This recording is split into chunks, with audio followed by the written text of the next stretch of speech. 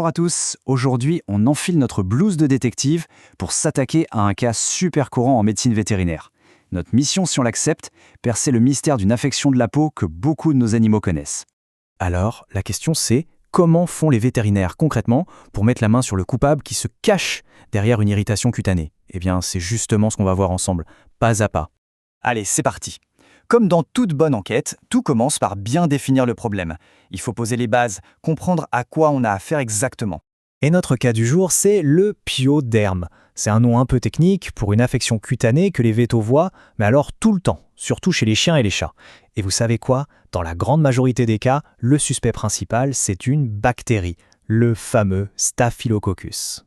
Bon, avoir un suspect, c'est bien, mais ça ne suffit pas. Évidemment, il faut des preuves, du concret. C'est même super important parce que si on se trompe de coupable, eh bien le traitement ne marchera pas. Tout l'enjeu, c'est donc de trouver la preuve visuelle, de voir la bactérie de ses propres yeux, ou presque, directement sur un échantillon de peau. Et c'est là qu'on entre vraiment dans le vif du sujet, la phase d'investigation. Là, on change complètement d'échelle.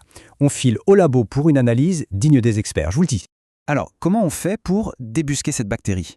Quelle est l'arme secrète du vétérinaire? La réponse, elle est simple, c'est la cytologie. En gros, c'est l'art d'observer les cellules au microscope. Et le processus, en fait, il est assez simple. C'est en 3 étapes. 1. On collecte les indices sur la scène de crime, c'est-à-dire qu'on fait un prélèvement sur la peau. 2. On prépare la pièce à conviction, on colore la lame pour que tout ce qui est dessus ressorte bien. Et 3. On sort le microscope et on se met à la recherche du coupable. Ok, maintenant qu'on a la lame sous l'objectif, on passe à la recherche d'indices. Et attention, on ne cherche pas à l'aveugle, hein. On a un portrait robot très précis de notre suspect. Et voilà l'indice numéro 1, celui qui ne trompe pas. Pour identifier un staphylococcus, il faut regarder comment il s'organise. Ces bactéries, elles sont rondes, on dit cocoïdes, et la plupart du temps, elles se baladent soit par 2, soit par groupe de 4. Donc si on résume le profil de notre suspect, d'abord sa forme, elle est ronde, cocoïde, ensuite son mode de vie, si on peut dire, en duo ou en quatuor, on dit en paire ou en tétrade. Et puis il y a un truc super important pour ne pas se planter, on ne les trouve jamais en longue chaînette. Ça c'est vraiment l'indice qui permet d'éliminer pas mal d'autres suspects. Et on arrive au grand moment, la révélation. L'enquête touche à sa fin, les preuves sont là, juste sous nos yeux. Il n'y a plus qu'à les analyser pour boucler le dossier. Alors voilà, la fameuse vue au microscope. C'est la scène de crime. Prenez un petit moment pour regarder. Est-ce que, avec les indices qu'on a maintenant, on arrive à repérer quelque chose?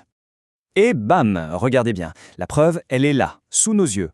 Si on zoome un peu, on voit parfaitement ces petites bactéries toutes rondes, groupées par 2. Ça correspond pile poil au portrait robot. C'est bien notre coupable, aucun doute. Le mystère est donc résolu. La cytologie a rendu son verdict, et il est formel. C'est bien le Staphylococcus qui est à l'origine de l'infection. Affaire classée.